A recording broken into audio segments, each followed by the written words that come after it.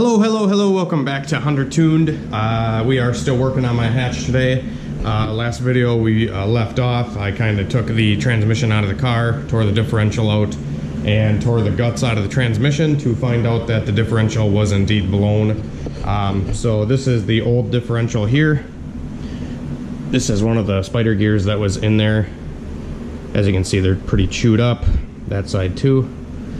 And then this side, I don't know if you can really see anything, but like there, those teeth are completely gone. Yeah, so this differential, bad. And I had another differential sitting in my attic. So this is the new differential I'm throwing in. This one's in really good condition. The only thing is the differential, this is the good one. The good one that I had a different ring gear on it, and the ring gear was bad. So this is the ring gear that was off of that good differential. So the ring gear on this one's bad, but thankfully you can actually swap the ring gears on the differentials on these things. Just a couple bolts around the perimeter of the differential there. These are actually backwards thread, so to tighten it you loosen, and to loosen you tighten it. So they're, you know, right hand thread, or, you know, wrong way threaded. So I just popped the ring gears off, swapped them back over, and torqued them down to 75 foot-pounds. Can be kind of tricky to torque them because it's kind of an awkward piece to like put in a bench vise or whatever the case. But I torqued them down, it's all good to go. So I'm just gonna throw this differential in the case. But first I have to clean it out. I actually had to remove the shifter shaft right here, because there's, you know, all them chunks were sitting in the transmission. Like I said, the case did take a little bit of damage, but there's no holes in it, and you know, it just wiped out a few chunks here in the webbing. But I'm gonna send it. Gonna take both the case halves to the car wash and get them cleaned out quick, and then once they're cleaned out we can reassemble this transmission and stuff it back into the car. Okay guys, so we just got back from the car wash and the case is all cleaned out. This thing is looking brand new. Literally, looks fucking awesome. Yeah, so like I said, I kind of inspected this case to make sure that there is no holes in it, and there is none. Like I said, it just took the webbing out on this part of the case right here, so that's no big deal. I can still run it like this. Shouldn't really affect anything. But yeah, so we're gonna start assembling this thing. And first thing to do here is put the differential in, and this guy just plops right here. Just plops right in. There it goes. Whee! Fucking tilt-a-whirl right here. Okay, so that's there. Now we can throw the counter shaft and input shaft back in. I feel like I've went over this stuff a bunch, but I'm just gonna throw the forks onto the counter and input shafts, put them together, and then put them all in as one into the transmission case there. And then once that's done, we can move on to putting the reverse gear on and the shift selector and all that kind of stuff. I also need to put back the shift rod, which just gets bolted through here, which I could probably do that one-handed. So this guy just slides through here. These little 3 tabs right here go towards the transmission. So this guy just slides in all the way through like that. And then this guy, this piece right here, gets bolted on.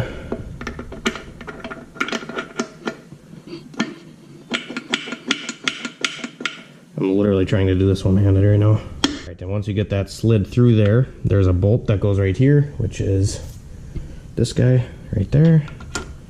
So that guy just kind of goes right onto there. Tighten that guy up. And now we have a little ball and spring, which is right here. So the ball goes first, then the spring, then the bolt. Just like so. And then just tighten these bolts up and we can move on. Okay guys, so I got the transmission back together, got the shift selector reinstalled, the rod, the diff, the counter and input shafts, all the forks, and the reverse gear. So now we just have to put Honda Bond around the mating surface there. I usually just use the Ultra Gray RTV. It's literally the same stuff. So yeah, but anyways, we got to line this tang up on the top bearing here. I usually line it up in between, or like right to the left of this bolt hole. So that's right where it is right now. And now we can put the case on. All right, so we're gonna have to line up the 3 shift forks, the shift selector, and then that bearing tang and all the 3 bearings. So what I like to do is just place it over there gently. Kind of wiggle it as you go down.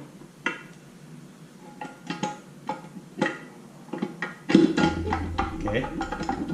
Like I said, just keep wiggling and pushing.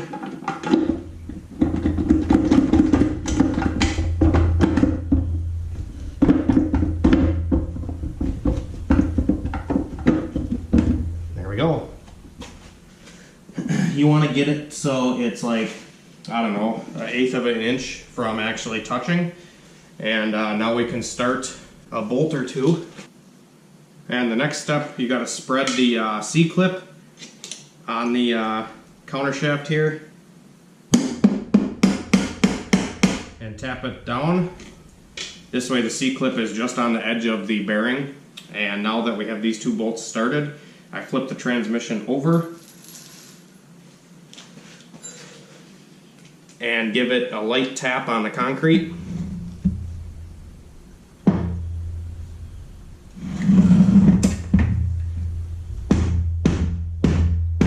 Just like so.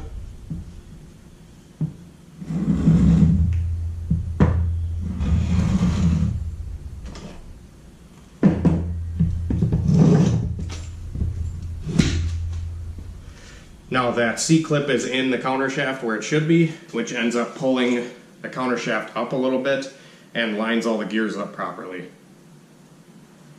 So now we can just reinstall all of the case bolts and put the reverse gear bolt in, reverse gear sensor, and then the 2 detent springs and bolts. And we are all done. It's not even blinking. I know, because it's whatever. Okay, so we are going to be taking a break from working on the Honda, and we're going to take jet skis out for a little while, since it's like, you know, kind of hot today. Of course, it's cooling down now when we go take the jet skis out, but, you know, that's just how it is. So we got the jet skis hooked up to the old T-Rock, and put the plug back in, and I just put my GoPro on, like, the hull here. Hopefully I don't lose this thing today. That would suck, but I'm going to see how it turns out.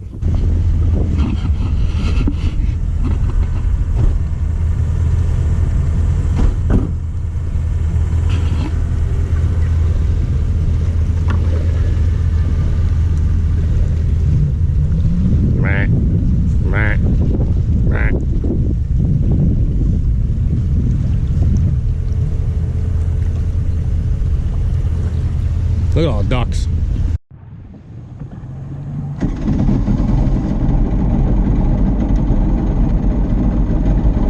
Alright guys, we're out on the water.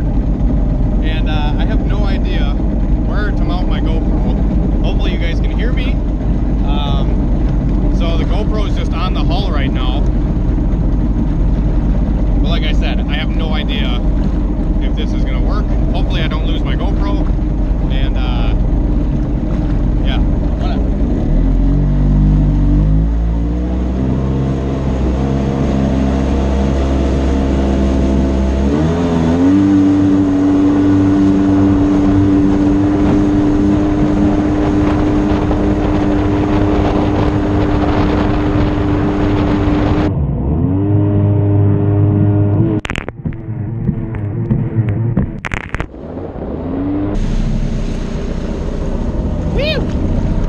Okay, so currently I have the trim, which is like the direction of the prop. I have that set like in the middle and sort of down. If I take the trim off, it'll be stuck all the way up. And this thing, you can literally just like whip it right out of the water. But right now I can't, obviously, because, you know, the trim is down.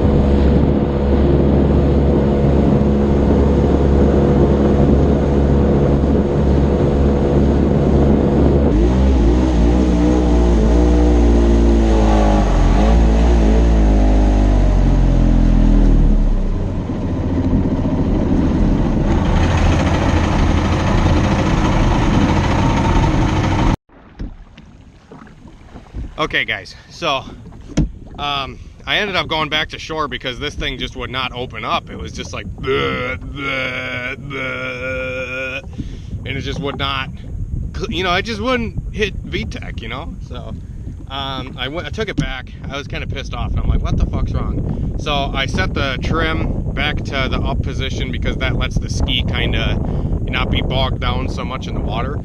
So I put that on, and then I went back and I checked the plugs, and the center spark plug, the electrode smashed shut. So that's kind of scary, but I just took a screwdriver and opened it back up, threw it in, and this thing's ripping my arms off again. So she's doing pretty good now. I don't know, I might sell this thing because this ski in particular has just got, I don't know, it's really finicky. And I kind of miss my Kawasaki ZXi jet ski that I had, and I might get another one of those, but we'll see. This thing's running good now, though.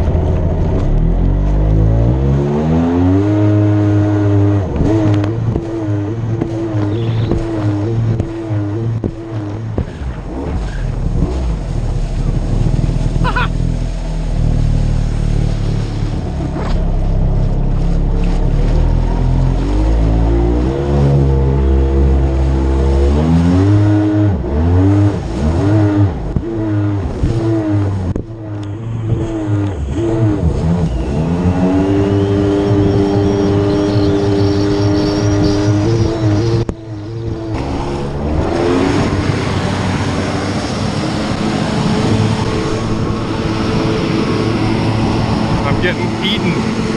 I'm gonna fall into the black hole. Crack hills.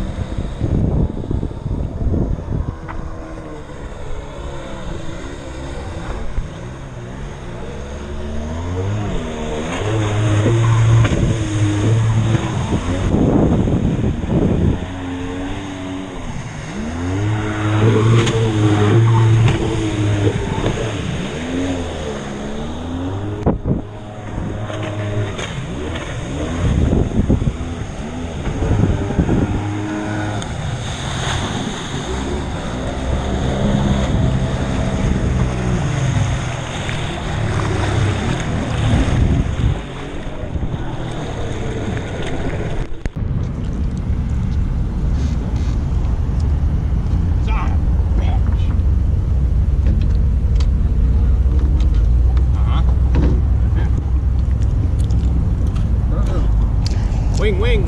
Oh my gosh, you guys probably didn't even bring a strap. You did. You said you brought a strap. I did bring a strap. Make sure you hold on to both sides. In case I fall over, or in case the board snaps over. I lined up in the back. Ah! That was free wheelie right there. That's pretty damn easy. Okay. So this is what happens when you break the old motorcycleta. Yep. See, John? At least I'm alive. I won't even strap it. It's already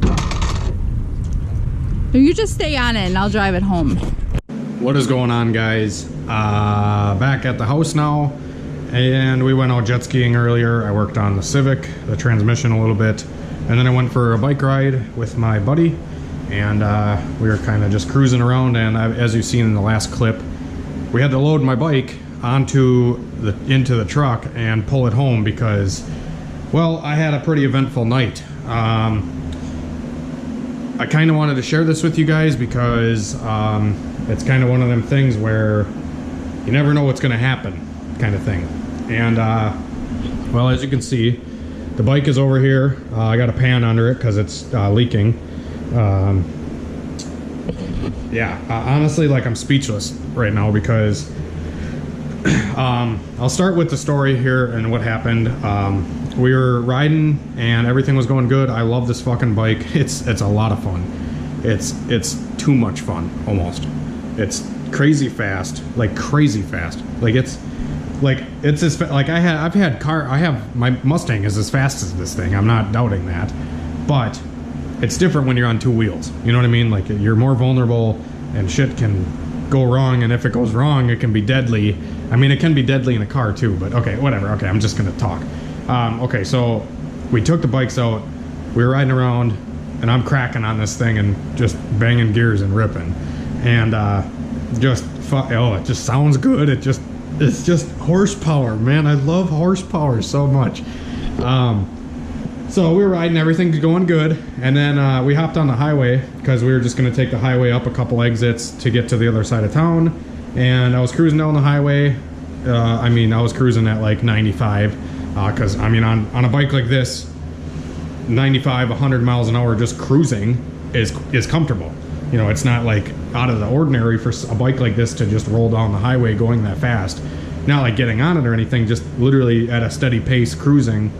And we're going, and there was an open stretch of road in front of me, and I kicked it down 2 gears, and I just cracked it, you know, and I'm like, and I let the thing scream all the way up to the red line, and I think that was in 3rd gear, and I clicked 4th, and the bike just went, like, that's perfect explanation right there. It just went, and I'm like, whoa, holy fuck, and I freaked, and I looked down at the speedo, and it said like 135 or 140, and I just like freaked. I panicked for a second, and I pulled the clutch in, and I hit the brakes because I'm like, okay, that's like the first thing you do. Obviously, you pull the brake and pull the clutch in. So I pulled the clutch in, slowed down. I got over to the side of the road because the bike completely died. When I looked down, the gauge cluster and stuff was still lit up, but the bike shut off and it wasn't running anymore. And I was just like, okay, what do I do? What's going on here? And I had it in gear still, so I slowly let the clutch out, and it kept rolling. And I'm like, what the fuck's going on? And I'm not gonna like look down at the bike or anything, but I was just like, okay, get off the highway. That's the next goal. Just get off the highway. So I pulled over onto the rumble strips on the side of the highway, and I rolled. I rolled for a long time because I was going so fast. I actually made it to the next exit where I pushed the bike up the on-ramp, and I got off of it and found out that the chain had snapped. It literally broke. As you can see, the 2 pieces there is busted, and the chain was jammed. The chain was literally jammed in here, like completely fucked. I took a picture of it. I don't know how to insert that into a video. I'm not that cool. I don't know how to do that stuff, but the chain jammed into the case, and it just fucking locked up. Thank God above, that chain didn't walk out and kick my leg or get locked up in the rear sprocket or something like that. Because if the tire would have locked up going that fast, I probably would have crashed it. And I wouldn't have been able to just roll away from it. Crazy. You know, it's all fun and games until something goes wrong, guys. And I totally understand where everybody is coming from with safety stuff and wear your seatbelt and do all this stuff. And I get it. I get it. This is a huge fucking wake-up call for me. This is a huge wake-up call. this sucks. And when I got off the highway and I'm like, fuck, does the motor still run? And the starter was just like click, click, locked up. It's just fucking locked up. But now that I got the chain unjammed, it fires right up. But still, it's still one of them things, which, I mean, I just bought this bike and I just rode it. I didn't look at anything. I didn't fucking test. I just fixed the shit that was apparently wrong, like the clutch was slipping and whatever. But I mean, I checked the chain, like I checked the slack on it, and it didn't seem like overly loose or anything like that. And the sprockets don't look bad. The only thing I found was the tire is a little bit misaligned. Like there's markings on the swing arm on both sides, and one of them's like a half a mark apart from each other, so the tire is kicked off one way a little bit, like just a very small bit. And I don't know if that caused it or if this chain is like some fucking cheap piece of fuck. Like seriously, if this chain is just a piece of flying fuck you, bitch. You know what I mean? Like, fuck. But yeah, so I don't know what caused this. I don't know what kind of link it had in the chain. It could have had a cheap link or a shitty link in the chain where I just grabbed forth and maybe it was on a certain tooth of the sprocket where it had a lot of torque on it and it just broke the link. And then it wrapped up into the front sprocket. I don't know what happened. I don't know what it did. I don't know why it broke. But it did bust, like one of the coolant hoses came off and then it busted the case a little bit. I think I can still run the bike. I think the case is okay. I may just not be able to run one of the bolts that holds the chain cover on because I think that part of it broke right there. So I think the case is decent yet. I think it'll be okay. I'll be able to fix the bike, I'm pretty sure. But I mean, this part of the seat went flying off. I don't think this is related. I really don't. I don't think that's related whatsoever. I think the seat just flew off because it's a piece of shit. But the back fender here got fucked up and the swing arm here got dinged up a little bit. I mean, it's nothing major, but it did get hit. Yeah, so one thing, riding on the street is extremely sketchy. I have a huge like life mentor guy that I talk to quite a bit, and I consider him one of my best friends because he, you know, he just kind of, he helps me through a lot of shit, if you know what I mean, guys. And he has been preaching to me since I got my driver's license that keep motorcycles off the street because it's too dangerous. I had one of my really good friends die in a motorcycle accident when he was 17 years old, and he wasn't even on a rocket. He was on an enduro, and he was going like 45 miles an hour, and a dude pulled out in front of him and he killed him. So I mean, you always run the risk. And the thing is too is like I have these cars. These cars go so fucking fast too. These cars go fast as fuck. Like they're just crazy. They're awesome. They're fucking awesome. I love it. Like it makes that vein in your neck poke. It makes it poke out really hard and you're just like, give me the power until something goes wrong. It sucks because now it's like, what do I fucking do? Do I not ride? I love riding. I love riding. Do I not ride? You know, because something like this really scares the fuck out of me. I have anxiety. I have really bad anxiety. And when it comes to this stuff, it's like, this is something to have anxiety about, I feel like. But then again, that's the same thing. Like, I do 140 miles an hour in the Civic down the highway all the time. And I feel comfortable doing it. Nothing usually goes wrong in my car because I built it all and I know everything about it. I don't know if I need to get to that point with bikes or what do I need? I don't know what I need to do. I don't know. I'm just fucking ranting at this point. I'm ranting because this is crazy. Crazy. Yeah, so anyways, the sprockets are all good. I need a new chain. That's about it. I need to buy a chain for the bike and you know, it'll be fine. I'll fix the bike. It's not a big deal. But you know, I want to keep riding the bike and I want to keep the bike. I don't know. Riding on the street is really scary. It's not even riding on the street that's like the issue here, because obviously if somebody pulls out in front of you, that's a whole nother can of worms. But like something mechanically going wrong is kind of what this is all about. You know, something mechanically went wrong and that's just all there is to it. You know, shit happens. Shit happens. You know, whatever. Anyways, thank you for watching the video, guys. I really hope you enjoyed the jet ski footage that we got today. I figured that was kind of something different we could try to throw together and see how it turns out. Hopefully it turned out. I haven't even watched it yet, but whatever. Transmissions all put together on the Civic. I just need to throw it back into the car. I just didn't really feel like working on it today, and I wanted to go ride my motorcycle and take the jet skis out, so that's what I did.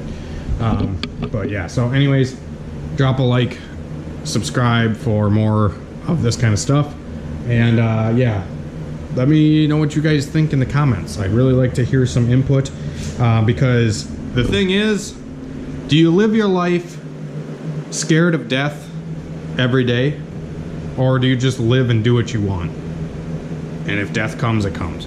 You know what I mean? Like, I just don't want to be, I mean, I'm terrified. I don't want to die. I don't want to die. I got a lot of stuff I want to do. I got a lot of stuff I want to do. I want to buy a dyno. I want to help people out. I want to interact with people. You know, I have so much to live for. But at the same time, like, horsepower is such a fucking awesome drug. It is the best drug on the planet. And I can't get enough of it. I can't get away from it. But at the same time, like, I don't want to fucking die. I don't know. It's scary, but like, yeah, it is what it is, you know? So hopefully this is a lesson to somebody, including myself. But yeah, like I said, do you live your life scared of death? Or do you just live? Because I mean, realistically, I completely being honest with you, I could trip walking down the steps and my head could hit the concrete and I could die. You know what I mean? Or I could, I mean, yeah, your chances probably of dying are a little bit higher on a sport bike. But you know what I mean, guys? Like, death is everywhere and you just kind of got to watch your step. You got to watch your step, and you got to, I don't know. Whatever. Okay. Thanks for watching the video, guys. We will talk to you soon. Maybe we'll have some more R1 footage, because I'd like to get a chain on this thing. And honestly, I want to get a swing arm extension on it. And since I need a new chain anyways, I might just get a swing arm extension and a longer chain right away. And I think I want to gear this bike a lot lower so it doesn't have as much top speed, because I was literally clicking into fourth. This is a 6-speed bike.